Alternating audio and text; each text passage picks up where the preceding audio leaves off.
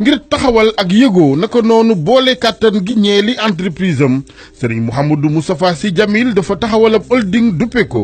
MC Group bi nag di yëngu ci fànn yu bari yu mel ni wàllu transport wàllu mine ak carrière wàllu mbay wàllu hydrocarbure di pétrole ak lépp lu xeetu ak moom kuréel gi di yëngu it ngir am xëy bu doy ci wàllu privé gi liggéeyloo téeméeri ndaw ci Sénégal ak Afrique soowu jant fu ci mel ni Mali Gambie Guinée.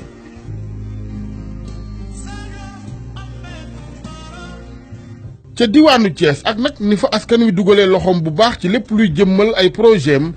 rawatina fu ci mel ni Ngunjaan ak Xombal surtout Seydi Hadji Malick Sy bi radiyallahu taala anhu di doomi Serigne Mansour Sy borom daara ji Moustapha Sy Djamil taxaw ngir delloo njukkeel askan woowee taxaw di leen jàppale ci lépp luy gënal seenu nekkin ak dundin rawatina ci wàllu wér-gu-yaram njàng environnement ba ci biir Makka. ci kaw kon waree fam ci askan wi ñeeli entreprise am di wàllu responsabilité sociétale d'entreprise le groupe bi taxawale tëralin wu jëm ci taxawu askan wi dëkkee fa wër ay entreprise am ci wàllu mine ak carrière ci noonee la Serigne Mouhamadou Moustapha Sy Djamil tabaxee boole ci ay jumtukaay ca Sewexaay commune Ngoundiane ca diwaanu Thiès bërëb bu paje di centre de santé bu mësul am ca gox ba boobee centre de santé am na fa maternité ab infirmerie ab salle d'urgence dëkkuwaay ngir ña fay liggéeyee rax ci dolli ambulance médicalisée muy nag mbégte gu rëy ci chef de village bi. Sewexaay ci commune Ngoundiane la nekk mooy entrée Ngoundiane yàgg na dëkk bu yàgg la yaakaar naa am na ñetti téeméeri at yu tegal. tumuranke woon na lool ci wàllu poste santé ndax case moo fi nekkoon te dañ daan jóge fii di dem fu mel ni Cenaba wala ñuy jóge fii dem fu mel ni Xombal wala ñuy jóge fii dem fu mel ni Ngoundiane te boobaa da ngay jël saret boobu oto yombul nii da ngay jël saret fu ne nga daw aw fa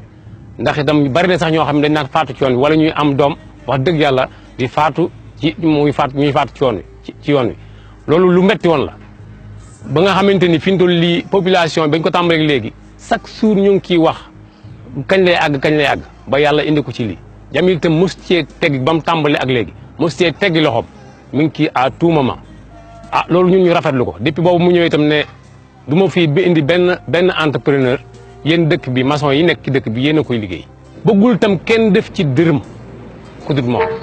loolu ñun dañ cee bëgg vraiment suñu mbégte fa mu àgg sax ak population bi seen mbégte fa mu àgg ñun mun ñu koo mesurer ndax ku ma ci taseel li muy ñaanal Djamil ci xolam la koy tibbee vraiment ci xolam la koy tibbee kontaan nañ trop ci moom.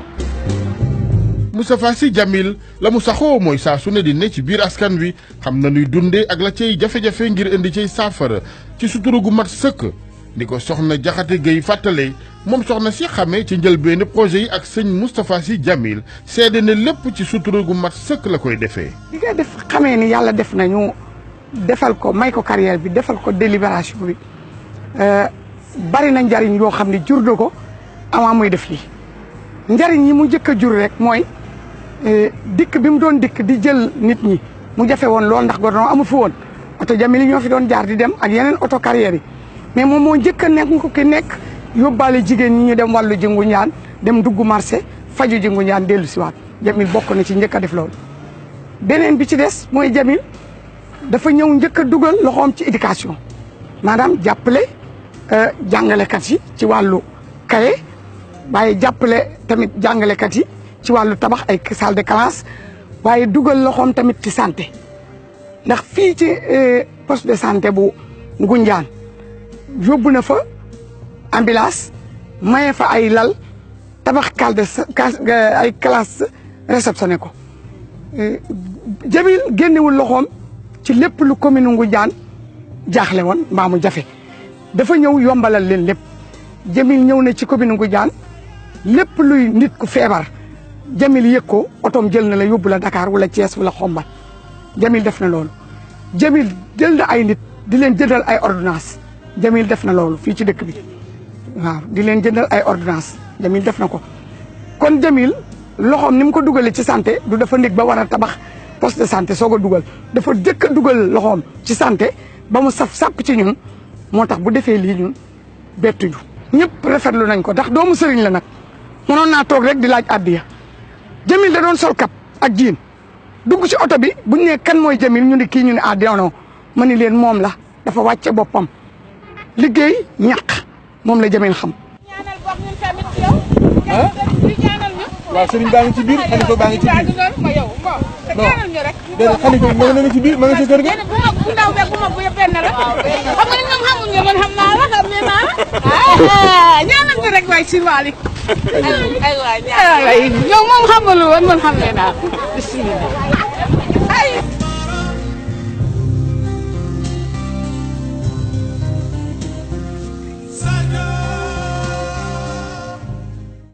waatal ni ci fii ma toog ci commune bii ma bokk amul ku jariñuwul ci carrière am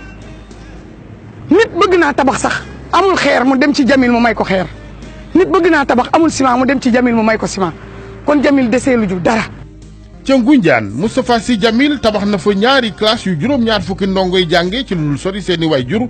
def fa it ay table banc maître ba fay jàngale rafetlu ko ak entreprise beeg taxawaay ga ci wàllu wér-gu-yaram ak njàngum askan wi nga xam ne mooy suqalim réew rawatina dëkki kaw yi. avant ñuy may ñaari salle de classe yi nga xamante ne Jamil moo ko may école bi mu ngi woon ci situation bu métti xam ngeen effectif yi nekk ci milieu rural da ngay effectif yoo xamante ne des fois day jéggi dayo ñu manqué woon ay table banc loolu moo taxoon mais bu ñu recevoir ñaari salles yi nga xamante ne Jamil moo ko may bon loolu amélioré na enseignement apprentissage ci biir établissement bi. loolu moom lu baax la loo xamante ne dañ ko war a encourager pour ñi nga xamante ne ñoo am doole pour ñu jàppale comme collectivité locale yi amuñu doole. Ngunjaan lañu fa xayma ci li fa groupe MC dugal ne liggéey ci wàllu investissement mu ngi toll ci ñetti téeméeri millions. taxawaayu Moustapha Sy Jamil yamu fa law na boo xombal foofee dugal na fa loxoom bu baax ci yombal gi ñeel seen dem ak dikk ci yoon yoo xamante atum 1960 lañ ko fa tabaxoon dugal na ca ñoŋal guddaayu juróomi kilomètre ci mbedd yi gën a ràññiku ci xombal. waaw mën nañu wax ni xombal bi ñuy am ay tali dañu presque mën nañu wax ni depuis 1960 la ndax xombal mi ngi bokkoon ci première commune du Sénégal ci daanaka dañuy wax ni les 8 premières communes yi nekk ci Sénégal xombal ci la bokk kon bi ñu demee bu 1960 yàlla dogal ki ñuy wax Fiacre Coly docteur Fiacre Coly nekk maire xombal Mamadou Dia doon ko jàppale président du conseil di ko jàppale vraiment ci lañ demoon ba amoon lii nga xam ne moom lañ am ci ay tali ñu am ko ci biir xombal depuis lors tali amaatul xombal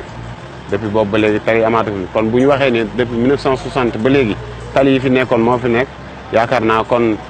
yàquteg tali yi kenn du ko mën a xayma nit ñi buñ jaaree ci biir dëkk bi fenn fu ne boo xoolee di nga xam ni fii ay tali yu bees nekk fii ay tali yu yàgg ñoo fi nekk loolu moo tax vraiment di nekkoon projet bu rëy boo xam ne ni xombal mi ngi ko doon séntu xëy na yàlla dogal na fii tey ci Serigne Jamil ñu koy ñaanal mu yàgg fi loolu te wér ci moom la ko yàlla dogale pour mu réussir. wàllu fàggandiku ak kaaraange it nekk ci xolob taxawu Moustapha Sy Jamil jëmee ci waa xombal dugal loxoom bu baax ci ñoŋalu caserne sapeur pompier ya baaxee leen ambulance bu bees tàq defaraat dalub caserne ba nga xam ne ay jafe-jafe la dëkk woon jamonoy nawet adjudant sapeur pompier yi bëgg ca lool. avant muy ñëw boobu fekk na moyen roulant yi xaw nañu màggat donc bu indee ambulance boobu vraiment dafay participer ci développement xombal ndax aussi dina permettre non seulement du xombal mais li wër xombal yëpp muy Ngunjaan muy Cenaba muy Tubaatul lu fa xew ci diggante bi ambulance bi dina mën a dem foofa jël victime boobu indi ko hôpital ci li nga xam ne lu mucc ayib cours bi day taa ambulance aussi bi nga xam ne moom la ñuy ñëw dafay apporter un plus ci suñuy intervention parce que doon na xaw a yéex ndax léeg-léeg ñu amoon intervention benn ambulance la ñu am Ngunjaan am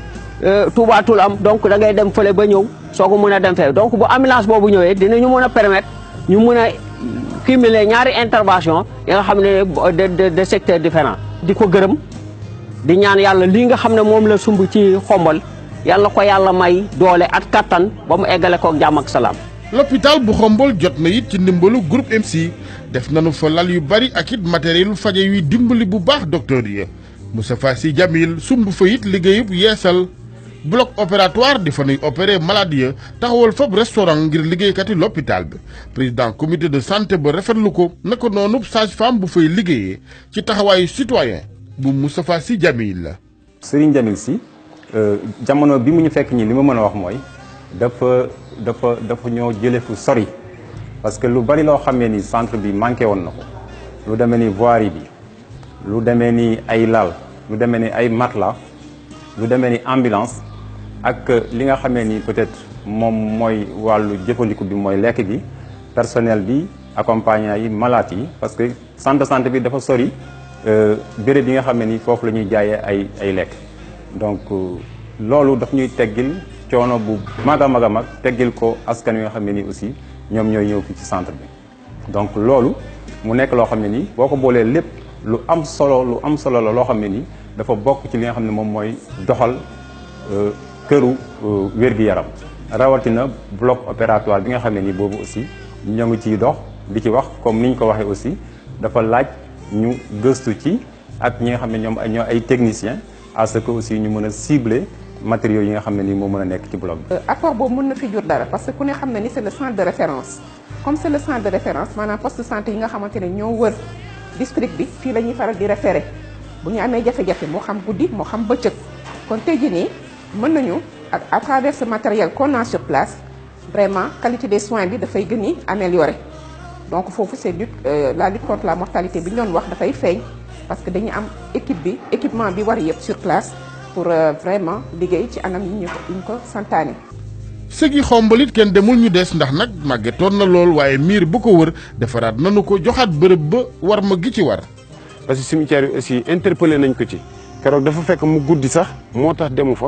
mais dafa joxewaa ndigal jox techniciens yi ni leen na ngeen fa dem ngeen visiter ko façade principale bi yëpp nañ ko tabaxaat nañ ko yokkaat defaraat ko ba mu baax même tali bi yoon bi nga xam ne moo jëm foofu tam nañ ko baliser waat nañ ko defaraat ba mu baax boole ci aussi wax ñi ni dëkk bi tam may naa leen oto mbalit mi ngi ci yoon bi di ñëw ak beneen auto vidange moom tamit boole na ko ci li nga xam ne moom la war a def ci dëkk bi. ci wàllu taxawook liggéey lanu xayma ne investissement bu groupe MC ci Xombol mu ngi toll ci juróomi téeméeri millions.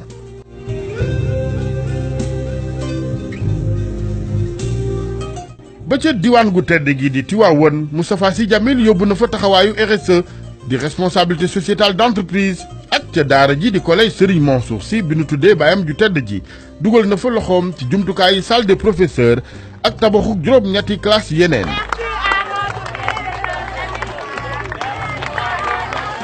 bi collège bi implanté woo njabootu Serigne Mansour Sy yëgee loolu ñu wane nu seen contenté ñu daal di réagir si saa si Djamil ñëw fi en première visite daf fi jëkk ñëw xool daal di am lu mu nu digal mu ñëwaat fi nag daal di ni immédiatement da koy door bi mu ñëwee sama personnel bi nga xamee ne ñoo may accompagner ñu ànd ci liggéey bi nekkoon dans des situations yu xaw metti ndax xale yi de seen nombre day yokk parce que dañu bëgg xale yépp ci biir école yi ce qui fait que table banc yi manqué woon xawoon sooxe léegi ñoom fi nu waroon toog li ñuy amee di ci toog seen liggéey dañu jël yépp jox ko xale yi ñoom dañuy taxaw pendant des heures di kii bi ma ñëwee loolu laa jëkk wax Djamil dama ko wax rek mu daal di réagir daal di nuy équiper salle des professeurs bi gis ngeen que léegi bi ngeen duggee ni mu mel mu nekk salle bu mën accueillir ku mu mënti doon mu daal di yokk ci loolu ñëw ni daf nuy tabaxal juróom-ñetti salle de classe te bu koy def daf koy def mu mel naka li nekk ci biir école bi déjà ndax li fi nekk déjà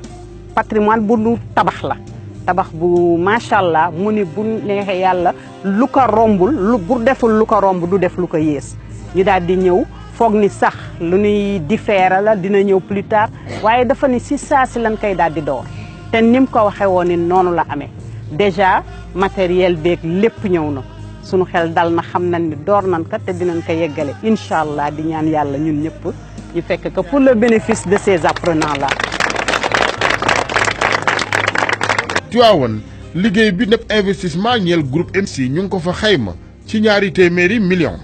Moustapha Sy Djamil ñu mës ko xamee sutura ak làqu ci lépp luy ay yëngoom di rek dëggal kàddu yi ku tedd ki Serigne Cheikh Ahmed Tidiane Sy Al Maktoum mi daan wax ne donn sa baay donn sa jamono ko gën askan wi it delloo ko lool cofeelam ak yërmande gi ñuy rek ñaan sunu borom jàppale ko ci lépp luy liggéeyam ngir mu mën di taxaw bu baax askan wi di askan wu ko soxla lool.